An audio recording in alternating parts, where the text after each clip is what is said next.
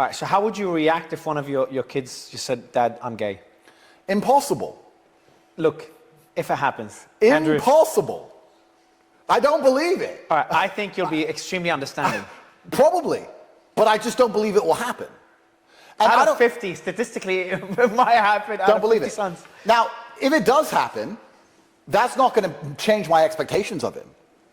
Let's say I had a son who's gay, right? That doesn't mean you're allowed to be a degenerate. Doesn't mean you're allowed to be running around naked. When does it become his choice? Any age? No, it doesn't become his choice. You can be gay and not be a degenerate. No, I mean for not gay, just any of your sons at age of 18, if they want to be a degenerate and live that life. No. Okay. No. What do you mean? No. This is all no.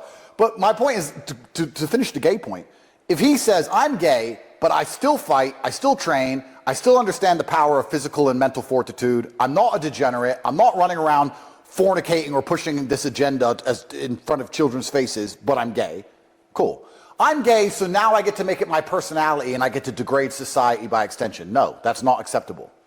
Then there's going to be a confrontation. That's going to happen. But I don't even believe that will happen. I don't think that's possible. I don't live in that version of reality. That's not going to happen to me. It can't. God wouldn't do that to me. No. My sons will, the whole UFC roster will be Tate. I've said it here now. They will play this clip in 30 years from now. That's what's going to happen. There's no other way it can't happen. That's what my billions are going to be spent on. That's what's going to happen. What about your daughters? Well, my daughters, it's actually interesting because if you're born my daughter, you have a much easier life. Because their boyfriends are not. Well, yeah, but I think that women's beauty is in their naivety and their innocence. So I want my daughters to be happy. That's all I care about.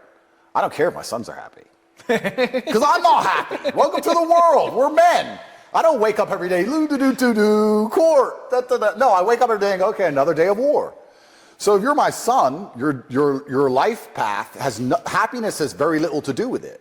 Because I believe as a man, chasing happiness is probably the most asinine thing you can do. It's the easiest way to lose as a man is to chase happiness. What will make me happy is not how you win as a man. How you win as a man is I don't care how I feel, what must be done. Whereas my daughters, I just want them to be happy. So they're going to be spoiled, head to toe. And I'm going to do my very best to spoil them exclusively and explicitly. So I say to them, the day you get a boyfriend, he takes over you financially and you're spoiling. So unless he can match what I'm giving you, be very careful who you choose. That's actually, yeah.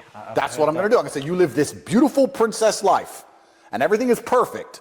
And you're driving that pink Porsche and you're flying on these jets and you're doing all this. The second you get a boyfriend, he's paying for your life. So you better be very careful who you pick. If you pick a bum, then you're going to be, that's fine because the money tap stops from me. And you know, it's not that I'm not forgiving, but I'm not forgetting. And it will never turn back on. So hopefully she'll understand that and she'll live off of my money for as long as it takes for her to meet a man of caliber who can take care of her and make sure that their dynasty and bloodline are going to be financially secure. And then I will sit down with him and I will tell him, you better give me 50 grandsons or I'll whoop your ass. And I'll threaten him. And then my 50 sons will be next to me so he'll know not to mess with me. And that's how it's going to go. And that's the Tate dynasty.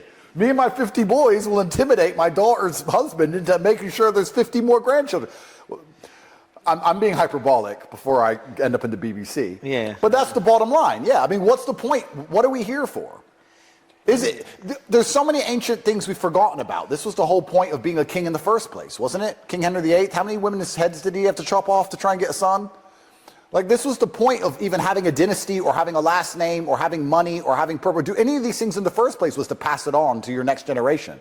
This new mind, this new think of, I'm this person and I'm not that interested in having kids, but if I do have kids, they don't have to be anything like me or think like me or represent my family name or represent my dynasty or stick up for what I stuck up for. They can just go to school and they can learn whatever the school wants them to learn and they can decide for themselves. It's bullshit. That's not true. It's never been true. Your children are born and you suffer to raise them so they replicate you. And unless, maybe a lot of the people who don't have a desire for children aren't, we talk about narcissism. I approach the narcissism from another angle. I want clones. That's the only reason I want kids. I want me. So you think having kids in your eyes could be narcissistic? Oh no, absolutely. I want clones of me. There will be 50. They have this. They're all going to be called Andrew Tate. 50 of them. 100%. What's the point in having them for any other reason?